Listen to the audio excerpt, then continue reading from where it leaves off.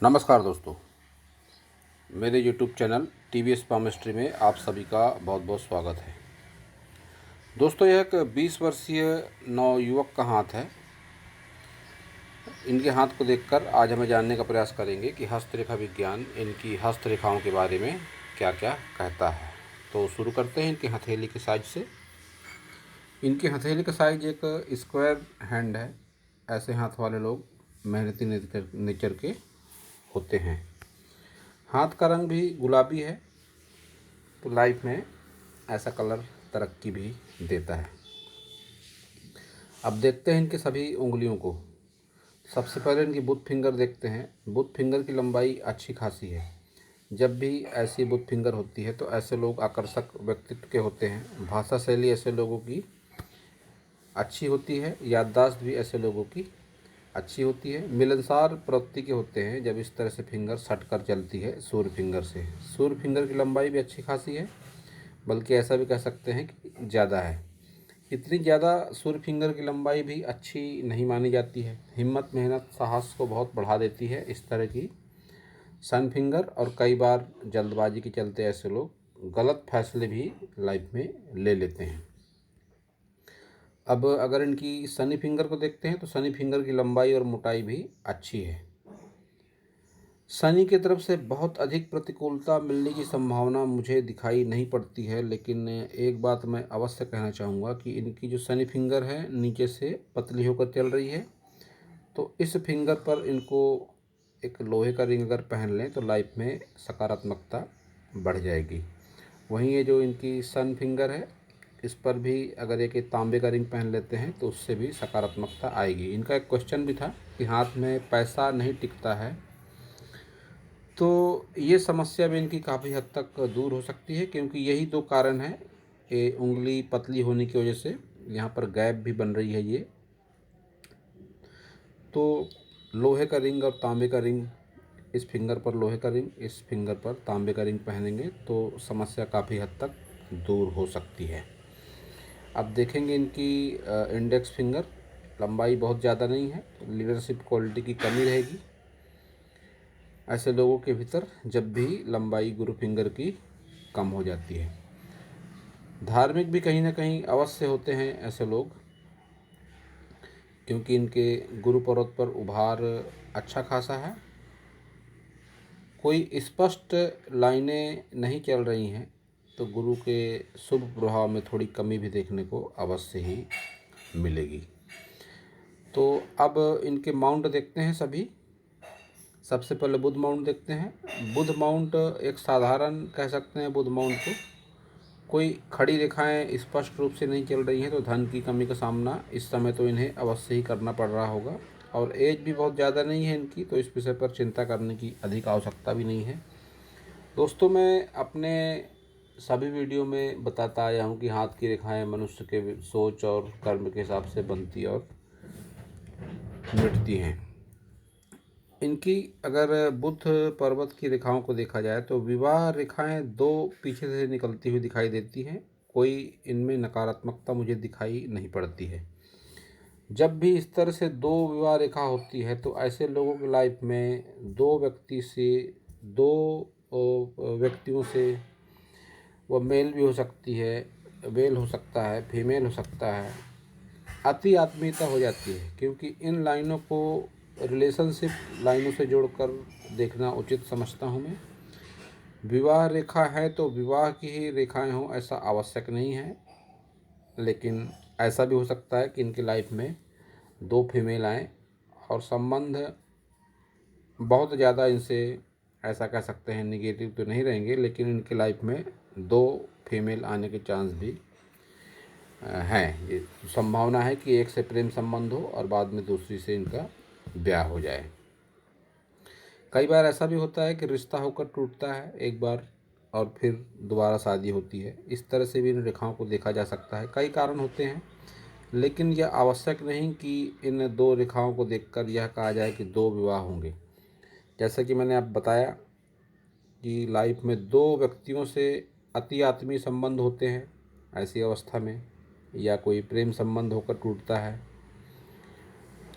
ऐसी भी परिस्थिति बन सकती है। तो अब देखेंगे इनका सूर्य पर्वत। सूर्य पर्वत को नकारात्मक कहा जा सकता है, दबा हुआ है, सन लाइन पर स्पष्टता नहीं है। मिडिल एज के बाद भी ऐसे लोगों को उचित धन, यश, मान सम्मान मिलने में दिक्कतों का सामना अवश्य ही करना पड़ेगा। शनि पर्वत को देखते हैं तो यह भी दबा हुआ है, नकारात्मकता लाइफ में यह अवश्य ही देगा। जब भी शनि पर्वत इस तरह से नकारात्मक होता है तो हर काम में बाधा का सामना ऐसे व्यक्ति को करना पड़ता है। अब गुरु माउंट पहले ही बताया मैंने, उभार अच्छा खासा है लेकिन स्पष्ट कोई रेखाएं इस पर मुझे दिखाई नहीं पड़ रही है। अब देखेंगे इनके मंगल पर्वत। मंगल पर्वत साधारण कह सकते हैं। उच्च मंगल पर्वत पर उभार अच्छा खासा है, कोई नकारात्मक रेखाएं नहीं है। तो आत्मविश्वास भी होता है, आकर्षक व्यक्तित्व भी होता है, भाषा शैली भी ऐसे लोगों की अच्छी होती है और कोर्ट कचहरी, पुलिस थाना जैसे झंझटों से ऐसे लोग हमेशा दूर ही रहना पसंद करते हैं। कोई मुझे रेखाएं भी इस पर उस तरह की दिखाई नहीं दे रही, जो एक अच्छा संकेत माना जा सकता है। अब देखेंगे इनका शुक्र पर्वत। शुक्र पर्वत स्थान अच्छा घेर रहा है लेकिन उभार उतना ज़्यादा शुक्र पर्वत पर नहीं है। कोई लाइनें भी सुख सुविधाओं की बहुत अच्छी नहीं चल रही है, या ऐसा भी कह सकते हैं कि नहीं चल रही है। तो सुख सुविधाओं के लिए भी व्यक्ति को संघर्ष करना पड़ता है ऐसे व्यक्ति को। मिडिल एज के बाद इन्वेस्टमेंट की लाइनें दिखाई दे रही हैं। ये खड़ी लाइनें जब भी आती हैं शुक्र पर्वत पर तो इनको अच्छा कहा जाता है, लेकिन इनका शुभ प्रभाव बढ़ती उम्र के साथ ही दिखाई पड़ता है। अंगूठे को अगर देखेंगे तो अंगूठा भी इनका दूसरा पोर दबा हुआ सा दिखाई पड़ता है। इस तरह से मांसलता कम है तो कंप्रोमाइज नेचर हो जाता है ऐसे लोगों का। अपनी बातें सामने वाले को समझा पाने में दिक्कतों का भी सामना करना पड़ता है जब ये इस तरह से आड़ी रेखाएं आ जाती है। दाम्पत्य जीवन की अगर इनके बात करें तो दाम्पत्य जीवन में एक साधारण अनुकूलता अवश्य ही रहेगी। ऐसे लोग चतुर चालाक भी हो जाते हैं जब इस तरह से अंगूठे का भाग बाहर निकल जाता है। अपना हित अहित इन्हें भली भांति समझता है। संतान सुख को लेकर कोई स्पष्ट बात नहीं कह सकता हूँ मैं। जिस तरह से परिस्थितियाँ बन रही है इन्हें नकारात्मक ही कहा जाएगा, लेकिन जीवन साथी के हाथ से भी संतान सुख का पता बहुत अच्छी तरह से चल सकता है। अब देखेंगे इनका चंद्र पर्वत। चंद्र पर्वत पर उभार बढ़िया है लेकिन पूरी तरह से खाली पड़ा है चंद्र पर्वत। कोई इस पर यात्रा रेखा या कोई नकारात्मक रेखा भी मुझे दिखाई नहीं पड़ती। पीछे से ये दो रेखाएं जरूर आ रही हैं तो इनका प्रभाव लाइफ में बहुत ज़्यादा सकारात्मक या नकारात्मक नहीं कहा जा सकता। तो अब देखेंगे इनकी सभी प्रमुख रेखाओं को। सबसे पहले हृदय रेखा देखते हैं। हृदय रेखा बहुत डार्क, गहरी और काली होकर चल रही है। इस तरह की रेखा को अच्छा नहीं माना जाता है। ये ब्रेक भी ले रही है इस तरह से रेखा है। तो जब भी इतनी डार्क, गहरी, काली होकर रेखा चलती है तो ऐसे व्यक्ति के हृदय में जो तनाव होता है वह लंबे समय तक, लंबी उम्र तक बना रहता है। और ये लाइन जब इस तरह से नीचे की ओर जाती है तो भावनात्मक रूप से आहत होना पड़ता है ऐसे लोगों को नज़दीकी संबंधों में। और जिस तरह से डार्क होकर लाइन चल रही है यह लाइफ में संघर्ष को ही दिखाती है। और यह रेखा जब इस तरह से ब्रेक होकर चलेगी तो इसको भी संबंधों के लिए अच्छा नहीं माना जाता। संबंधों के टूटने का प्रतीक भी ऐसे लोगों, ऐसी रेखाओं को माना जाता है। माइंड लाइन की बात करें तो इस पर भी वह स्पष्टता दिखाई नहीं पड़ती मुझे। जब भी इस तरह से लहरा कर चलेगी मस्तिष्क रेखा तो निश्चित ही ऐसे व्यक्ति का माइंड भी लहराता है लाइफ में। असमंजस की स्थिति भी का सामना ऐसे लोगों को अवश्य ही करना पड़ता है।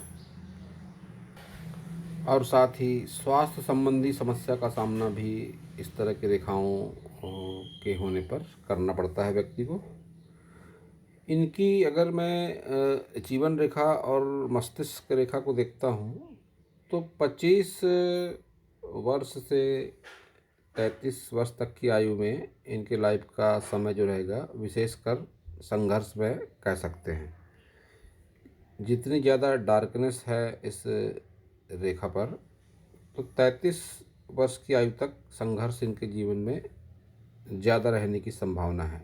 यहाँ पर ये इस तरह से डार्क है, यहाँ ये लाइफ लाइन बिल्कुल लाइट होकर चल रही है। तो ऐसा कह सकते हैं कि 33 वर्ष के बाद ही इनकी लाइफ में जो समय आएगा, इससे बेहतर कह सकते हैं उसे। लेकिन किसी भी तरह की मुसीबतों का सामना अवश्य करेंगे साहस के साथ में, और एक सकारात्मक शक्ति भी इनके साथ अवश्य होगी, जिससे संजीवनी रेखा का नाम दिया गया है हस्तरेखा विज्ञान में। एक स्वर्ण टुकड़ा चल रहा है इनके हाथ में, और ये विशेषकर उसी आयु पर चल रहा है जब इनका समय खराब रहने की संभावना है।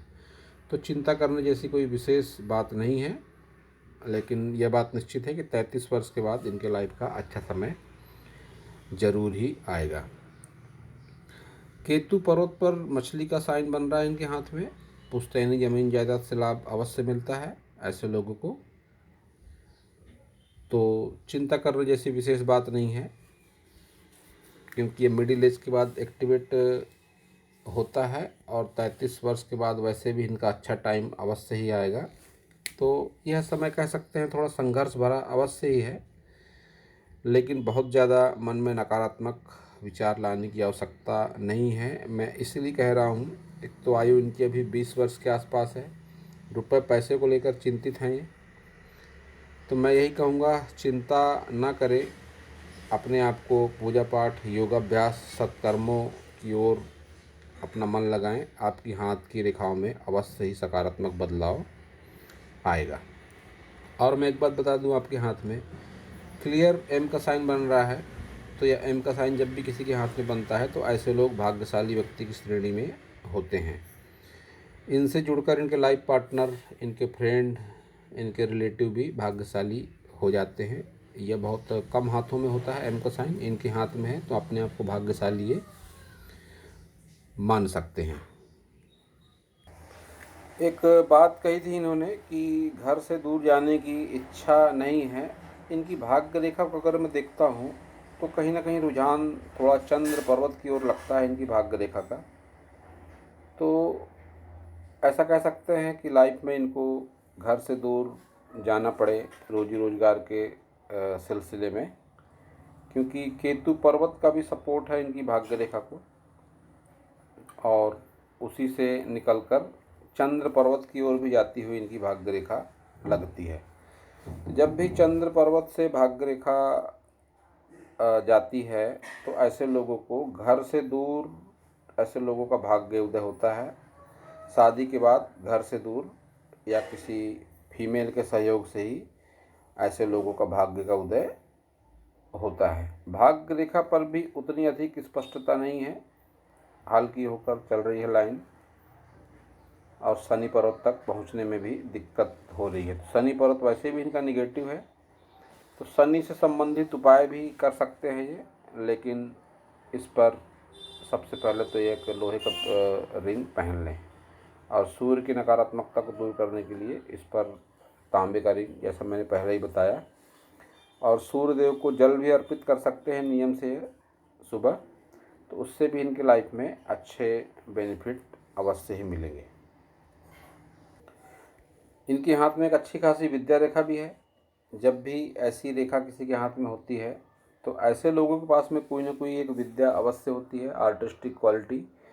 वह कुछ भी हो सकती है, नाचना, गाना, चित्रकारी करना, कविताएं लिखना, कोई ना कोई कला इनके पास अवश्य ही होती है। उस कला को अगर जीवन में उतारते हैं तो उसके भी अच्छे परिणाम जीवन में मिलते हैं। यह नकारात्मक मस्तिष्क रेखा के प्रभाव को दूर करने का अत्यंत ही लाभकारी और प्रभावकारी उपाय है। तो अगर इनके पास कोई आर्टिस्टिक क्वालिटी है, निश्चित रूप से है, तो उसे अपने जीवन में उतारे, उसे अपने दिनचर्या का अंग बनाए, तो इनके लाइफ में अच्छे परिणाम देखने को मिलेंगे।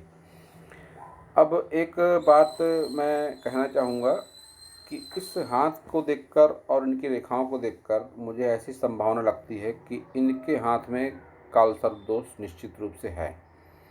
तो अगर इनकी कुंडली इनके पास है तो किसी ब्राह्मण से उसका अवलोकन कराएं तो परिणाम 100% सामने आएंगे। हाथ की रेखाओं को देखकर इस तरह से कहना मैं पूरी तरह से उचित नहीं मानता हूँ, लेकिन जिस तरह के मुझे लक्षण दिखाई दे रहे हैं, ये लक्षण बहुत अधिक संकेत दे रहे हैं कालसर्प दोष की ओर। जब भी इस तरह से डार्क होकर चलती है रेखाएं, काली होकर, फैलकर, लहराकर, तो मेरा ऐसा अनुभव है कि यह कालसर्प दोष का कारण बन जाती हैं। और इस तरह का संकेत मैंने कई लोगों के हाथ में देखा, और जब उन्होंने अपनी कुंडली का आकलन करवाया तो अधिकतर लोगों के कुंडली में यह बात सच साबित हुई। तो इसे भी मैं एक संभावना कहता हूँ फिर से कि 80% संभावना होती है इस तरह की रेखाओं को देखकर यह कह देना कि कालसर्प दोष है, पितृदोष है या मांगलिक दोष है। तो अन्य 2 दोष तो नहीं कहूँगा मैं, लेकिन मुझे इसमें कालसर्प दोष की संभावना दिखाई पड़ रही है। तो कुंडली का अवलोकन करवा लेंगे तो अच्छा रहेगा। नकारात्मक परिणाम जीवन के दूर हो सकते हैं पूजा पाठ के माध्यम से। तो दोस्तों, यह था इस हाथ के बारे में मेरा हस्तरेखा का ज्ञान। अगर आपको मेरा वीडियो अच्छा लगा हो तो आप मेरे चैनल को सब्सक्राइब करें, मेरे वीडियो को लाइक करें, शेयर करें, कमेंट करें, और पूरा वीडियो देखने के लिए आप सभी का बहुत बहुत धन्यवाद।